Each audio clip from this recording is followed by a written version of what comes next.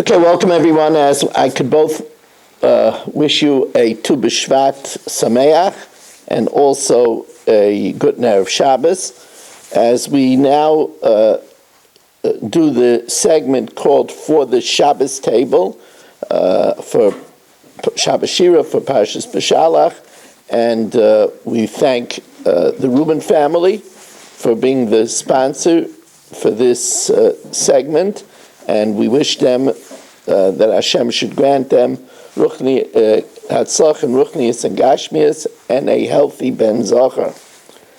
So it says, Shira La Hashem, sing to Hashem. So Reb Zilberstein, he develops the idea that in proper approach to Hashem, we're supposed to do Shevach Tchila. First we praise, and then we ask. And he says that that's what the Zohar says, that we're not like a dog, Eina Kekelev, we're not like a dog that says have, before we give praise first. That's it. And actually this is of course the formula that the Gemara says in Brachas, and what we use on the night of Slichus, Motzei Shabbos, when we come to Hashem first, before Rosh Hashanah, the special Pizmain we say is Lishmaya El Harina Ve'el Atfila, that Hashem should listen to the song and then the petition. We always say praise first, and that's the idea that we know how important it is to be Soimich Geula Tefillah. That first we say that Hashem is Gal Yisrael, and then we ask Hashem for our request. And indeed, in the setup of Shemona Esrei, first we praise Hashem, and then we ask the middle brachas, the bakashas. So it's interesting that Reb Zilberstein wanted to bring a proof. He testified that when the Belzer Rebbe, Reb Aaron Mibel's Zeichtzav Kosh Brachas Chusiyag and Aleinu was in Tel Aviv, so Reb Zilberstein remembers that when he was in his house, he heard that the Belzer Rebbe was makbid. He didn't tell people to have a refuah shalema b'sei shachar Yisrael like is common, but he would specify HaKadosh Baruch Hu should send you a refuah shalema b'sei shachar Yisrael. So he wanted to say that the reason why the Belzer Rebbe did that was because first he was giving praise, HaKadosh Baruch Hu, the Holy One, blessed is He, and only then did he make the request that Hashem should send a refuah shalema b'sei shachar Yisrael. That's the way he wanted to learn. I would think that the Belzer Rebbe's insistence of saying HaKadosh Baruch Hu Yishalach L'cha Refuah Shalema B'sei Shachar Yisrael was for a different reason, because the Belzer Rebbe wanted to make it clear that he's not giving the person a blessing for Refuah Shalema. He doesn't have the power to do that. Rather, he specifies that the blessing could only emanate from Hashem, and that's why he says clearly HaKadosh Baruch Hu Yishalach L'cha Refuah Shalema B'sei Shachar Yisrael. And the proof of that is because in the Gemara's time, what was the nusach that they used? The Gemara tells us, Hamakam Yerachem Olecha B'sei Shachar Yisrael. So here, we don't say a praise, we don't say Hamakam Baruch Hu, but we make it clear that it's Hamakam, it's Hashem that should be merciful, because who are we to say that? We don't have the power. We're not even a doctor. We just say that Hamakim, we wish that it should come from the Rebbeinu Shalom.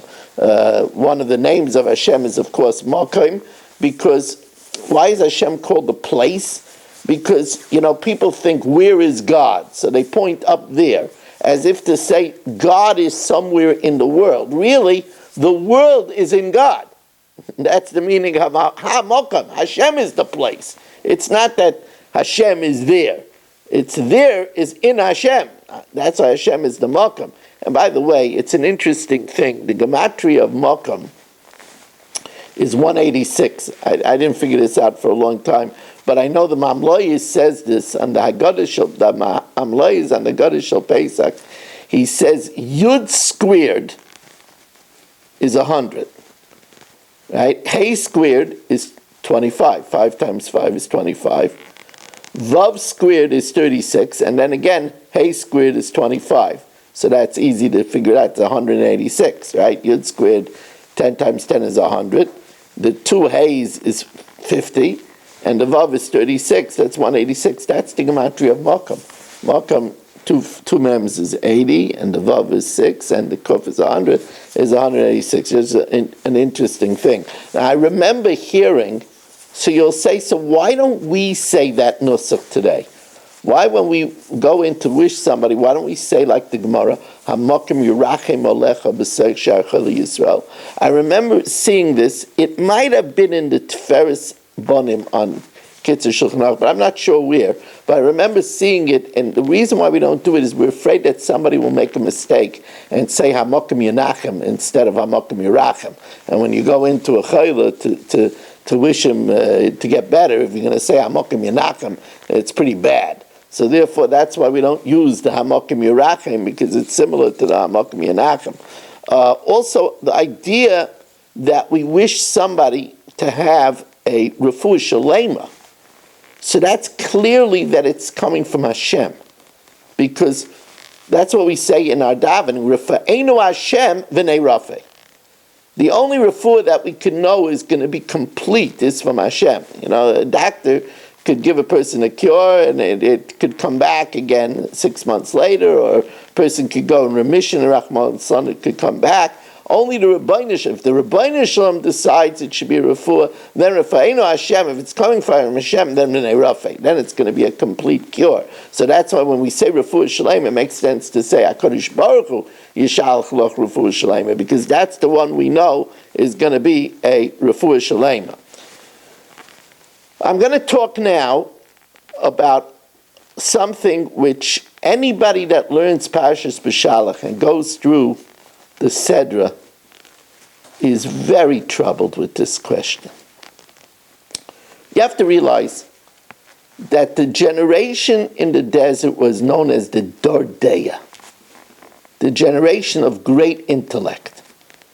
They studied Torah with Moshe Rabbeinu. They had the greatest Rebbe. They had no distractions. There were no businesses. There were no stores. Everything was taken care of, from their food, from the man, from their drink, from the be'er, from their clothing being pressed in the Anani HaKavod, from cosmetics coming down together with the man. They had everything, even miraculous booths, Sukkos Mamish. They had everything. They didn't have to travel. The Anani HaKavod was underneath them. It says they were like in a cruise ship. They dedicated themselves. It was a generation of an unsurpassed kollel with the best Rebbe of all time. Just realize who we're talking. We're also talking about a filtered people, because 4/5 of the generation that weren't worthy died in the plague of darkness. So these were all people that were believed in the Nevuah of Pakad Yifkaid, who believed in the Yeshua. So we're talking about the creme de la creme of Jewish society. So now let's study the Parsha, and we have our mouths open. It says, Uvenei Yisrael yoitzim b'yad Rama. Klal Yisrael came out with an upraised hand. Rashi says it was Gevura, Gevaya, U'Meforsemes. It was with mighty might, and it was very public. Everybody saw it. It was just a miracle. In a land that no one ever left, 600,000 men with women, children, elderly, each one with 70 donkeys of stuff. They all got out in less than 18 minutes. It was miraculous. It was miraculous. They had Kvitzas Haderech. It was unbelievable. And yet, as soon as they get to the Yam Suf, what does it say? What does it say as soon as it they got to the Yamsuf. V'yitzak b'nei Yisrael al Hashem, v'yomru, and they said, Amibli ein kforim b'Mitzrayim? Is there a shortage of graves in Egypt? L'kachtanu lamas b'midbar? You took us out to die in the midbar? You took us out, Moshe? What did you do to us, Leitzianu b'Mitzrayim, to take us out from Egypt? Now, Moshe Rabbeinu did it. I mean, we say in the Haggadah, Ani v'loi malach, Ani v'loi saraf, Ani v'loi shliach. Now the Ramban, right away on place, asks the question. He says, Einenu nira, it's not likely kibnei odom atzayikim al Hashem loishim. People that cry out to Hashem for help should kick at Hashem and say that you took us out because there's no cemetery space. It doesn't. The whole thing doesn't sound likely. So he says that there were different groups.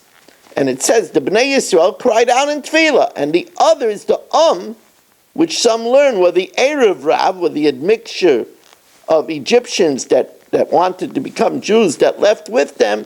They said the coarser stuff, Amibli ein kfarim. Then he also says, at the end, it's a long Ramban, he also says that they thought maybe it was Moshe Rabbeinu on his own who wanted to become a ruler, and he had, delusions of grandeur, and he was a great chacham, and he got us out. Hashem did miracles, even if it was miracles, maybe it was just to punish the Egyptians because of the riches of the Mitzrim. Okay. He then adds that which it says lakachtonu lamus b'midbar. They claimed, why did you take us by the way of the desert when we don't have any food and water? We're going to die there anyway. Okay. But then what happens? They go through the Yamsuf. Now by the Yamsuf it says Rosh Shivcha al Yam Mashaloi Ra Yecheska Ben Buzi B'Maisim Merkava. I mean, they just saw the presence of Hashem. And Moshe Rabbeinu, who led them, Vayaminu b'Hashem u'b'Moshe Avdoi. Now everything was clear. They believe in Hashem and Moshe, his servant. Amazing. Until they get to Marah. They get to Marah. They couldn't drink the water. Vayiloinu Amel Moshe, and the nation again murmured to Moshe, Vayitzek el Hashem. Now the Orach Chaim HaKadosh over here says that they cried out to Hashem. Listen, they didn't have what to drink. That's okay. But it was the Vayiloinu. The Orach Chaim says Derech Riv, that they were like fighting with him. Okay, all right, let's go further. And let's go further. So they travel more. They come to Midbar Sin. In Midbar Sin, it says miraculously the matzah that they took out from Egypt lasted for 30 days. But now that got used up, and they didn't have what to eat. Vayilonu kol adas b'nei Yisrael. So here it says, you can't even use the Ramban. Here it says, kol adas Yisrael, b'nei Yisrael. So it was everybody, al Moshe v'al Aaron, b'midbar. And they said, mi yitein museinu b'yad Hashem be'eretz Mitzrayim. If only we would have died in the hands of Hashem, with His favor in Eretz Mitzrayim, b'shifteinu al sir abasa, while we had the flesh pots of Egypt, v'achleinu lechem l'asayv, we had plenty to eat, ki yitzesanu ha'isanu el ha'midbar, you took us out, l'hamas says kol hazeh b'rav, to kill us in the famine. This is after they saw Hashem at the Yamsuf, and they believed in Hashem and Moshe Avdai. So again, the Ramban says, they said, why did you choose the way of the midbar when we didn't have food and we didn't have drink? But then they come to Refidim. They come to Refidim, and this is the biggest pella of all. They come to Refidim.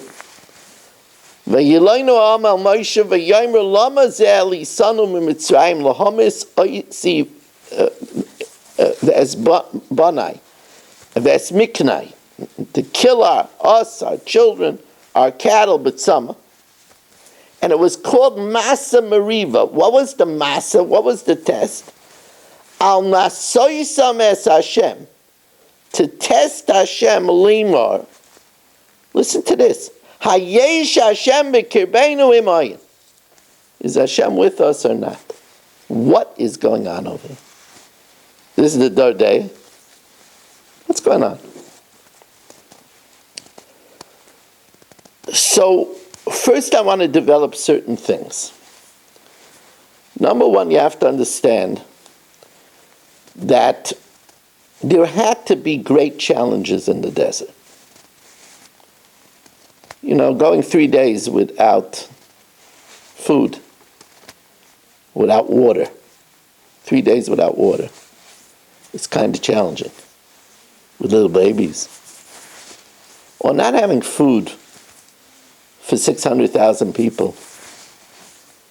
Actually, it was millions of people, 600,000 men from 20 to 60. These are big challenges. There had to be big challenges. You know why? Because a person always needs to have bechira chafshus. A person always has to be making a choice. That's life. And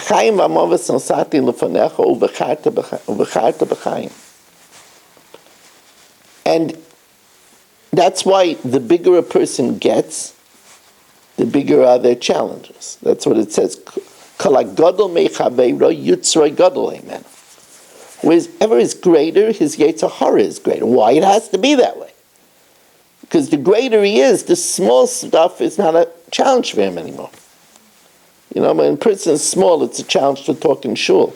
When they become bigger, it's not a challenge to talk in shul anymore. Then it's a challenge whether they're going to daydream during davening. And then when they're bigger than that, and they're not going to daydream davening, then their challenge is, will they be distracted by problems that they have? You know, and then when they're not that way, then their challenge is going to be, are they only davening for themselves, or are they remembering to daven for others? Hashem is always upping the ante, because otherwise there's no challenge anymore. That's why it says, Al tamin ba'atzmecha ad yom moischa. Don't trust yourself until the day you die. We die. Why? Because the greater we get, then Hashem gives us new challenges. That's why in the Midbar they needed such big challenges, because they saw the Makkahs. They saw the splitting of the Red Sea. They saw the shaking up of the Egyptians. They saw a lot. How could it be challenged? They need big challenges. That's why, by the way, we say in our davening a very, very big prayer, Al Tavi'enu lo lidei nisayim. Hashem, don't challenge me. You'll say, then how will I grow? I'll make my own challenges. I'll make demands upon myself. Hashem makes challenges, are really tough stuff. You know, remember that time by the Akedah, where Yishmael taunted Yitzchak, and Yishmael said to Yitzchak, hey, you had a bris at 8 days old. What did you know? I had a bris when I was 13, and I still accepted it.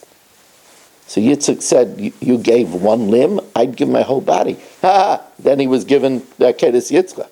Big challenge. We ask Hashem, don't challenge us. I'll keep on asking things for myself. So that's the first thing, why there was such challenges. The second thing is I'm going to share with you an eye-opening pshat. It's an eye-opening pshat from the great Baal Mussar, Rabbi Itzel Ablazer. Rabbi Itzel Ablazer said that what Klal Yisrael kept on asking and what they complained about is they didn't want to live with miracles. They didn't want to live with mun and a traveling Be'er Shel Miriam and a magic cloud all around them. Because to get open miracles, you got to be really, really worthy. And they were afraid then if they weren't worthy, then they die. So we'd rather go back to Egypt where we lived b'derech hateva and not so much was expected from us. This was what they were complaining about. They said, we can't handle this. We can't handle the pressure of living with miracles. Because to live with miracles, we have to be really big tzaddikim. And if we're not, we're doomed. We don't want such a life. Let's go back to Egypt. That's what Rabbi Itzhak Blazes says. But I want to tell you a mahalach that makes sense with the whole give and take between the Bnei Yisrael, Kol Adas Bnei Yisrael, and Moshe Rabbeinu and Aaron and the Rebbeinu Shalom. You see, they knew, and it was handing down from generation to generation, that Hashem told Avram, Ki ger yazaracha b'eretz lo Elohem, v'avodem v'inu oisam arba mea shana. Then v'games hagoy asher yavodu don anoichi v'achrei ken yetze b'ruch hashkol. They knew this. And therefore, when the 30,000 of the Shevet Ephraim left Egypt 30 years earlier, and it was a Holocaust. All 30,000 of the Bnei Ephraim were slaughtered by the Plishtim. That's the reason why the Rebbeinu Shalom didn't take them out derech Eretz Plishtim. Because he didn't want the Jews to see the 30,000 slaughtered bodies of their brethren, and they should get frightened. But the Bnei Yisrael knew. And therefore they said, you know why they got slaughtered? Because they left before the 400 years. It wasn't the time yet. Now Moshe Rabbeinu told them, now is the time. It's Pakod Yifkaid, and you fulfilled the 400 years because of the population explosion and the Kushi Ashibit. That was the truth. But every time something went wrong and they hit a bump, they said, you see, we weren't supposed to leave. Hashem doesn't want it. Why would he do this? Why would he make us go 3 days without water if we were supposed to leave? Why would we be without food? Until the Refidim, they still weren't sure. Ayesh Hashem b'kirbeinu imayin. They weren't sure if they were supposed to be out of here. They thought they were supposed to be back in Mitzrayim for 400 years. And that's why they questioned Moshe Rabbeinu each time. This is a way to understand the give and take over here.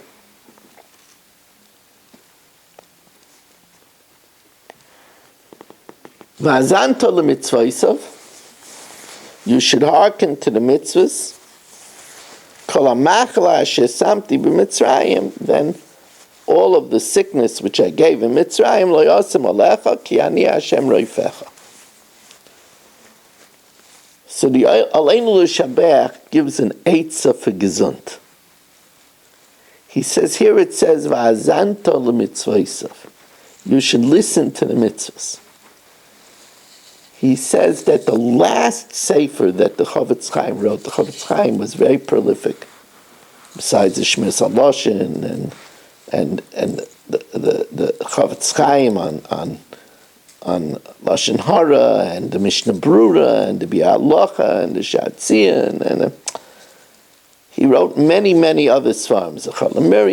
He wrote many other svarim. His last sefer was the Sefer HaMitzvahs HaKotzer. In it, he itemizes all the mitzvahs that we have today. Unfortunately, we don't have as many. There's 248 positive commandments, Reish Mem Ches. We only have 77 that are applicable today, and the siman for that is Hashem Oiz Li'amo Yitein. Oiz is 77. And of the 365 lavin, we have 194. And again, the remez is Tzedek L'Fonav Ya'aloich. And Tzedek is 194. So he says that fulfillment of Azanto, the mitzvahs, if you should listen to the mitzvahs, is you should get a Sefer HaMitzvahs HaKotzer of the Chavetz Chaim. They sell it separately. And he says you should learn one mitzvah every day. That's a fulfillment of Zantal the mitzvah. So, and it says, then all the sickness which I gave to Mitzrayim, lo yasam olech. The truth of the matter is, this is a Gemara in Menachos. Gemara is in Menachos on Daf Mem Gimel. The Gemara says, Kol mi sheyesh lo tefillin b'roshai, Tefillin b'zrayai. He has tefillin on his head, on his arm. Tzitzis b'bigdai. Tzitzis on his garment, talis, tzitzis, talis cotton. Umezuzah b'pisrei. He won't come to sin. Because it says, Chut ha-meshulish loy b'mehera yinasek. A triple cord. That's the tefillin, the tzitzis, and the mezuzah won't unravel. And then the Gemara says it's also a protection.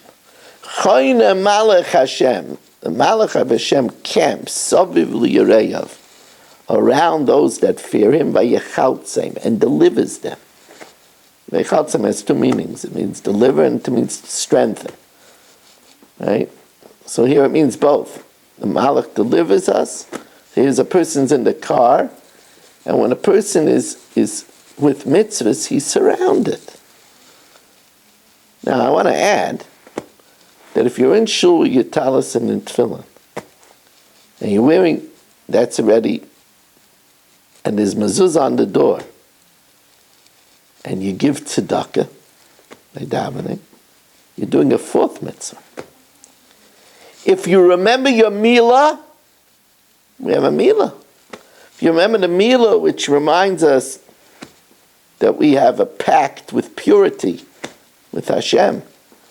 David HaMelech was in the bathhouse and he felt naked. There's no tzitzis, tefillin, mezuzah. There's no mezuzah on the wall of the bathhouse. Can't think Torah. And then Sosa Noichi Alim Rasecha Kemaitze Shalroi. Remember this milah. And then if you're sitting and learning with your tefillin, you already have 6 mitzvahs. It's a tremendous protection. And the milah is a big protection. What do we say by a bris? L'hatzel yedira shereinu, your beloved remnant, mishachas, from destruction. L'man briska, asher sambiv sareinu, because of the bris. That's why we thank Hashem in Neidelecha and benching. Al briska shechasamta biv sareinu. You have to remember, when we're mindful of the mitzvahs, it acts mamish as a cloaking device to protect us. We hear about car accidents. Of course, as I said, it's also a good idea to use a seatbelt. And what I do is I try to get myself to do it. I'm very busy, and the seatbelt is a bit of a nuisance. So I train myself to say, "V'nishmartem ha'idus nafshei seichem" is a mitzvah sasei d'oraisa. So let me chap another mitzvah sasei d'oraisa. It's worth to do it, to chap another mitzvah sasei d'oraisa. People say, I don't know if the seatbelt is even a protection. Maybe it's better to be loose, that you could jump out the car if you need to. L'maises, I'll tell you, I had in my shul a emergency room triage specialist. His name was Dr. Ruvain Avrik. He told me, Rabbi Weiss, I'll tell you, I never pulled the sheet over, meaning I never pronounced somebody dead from a car accident that had the straps of the seatbelt on him. I didn't do it. Of course it happens. Some person has a head-on collision with a drunk driver and nothing is going to help him, but it is something for safety. It's something to get our families to do. We want to thank you for joining us for this segment called For the Shabbos Table. We also want to remind you that we have a Daf Yomi every night at 8 o'clock, Motzei Shabbos, 7:45. You go to zoomdaf.com and I'll let you in. If one wants to sponsor a share, 718-916-3100, rmmwsi@aol.com. Thank you for joining us and have a wonderful day.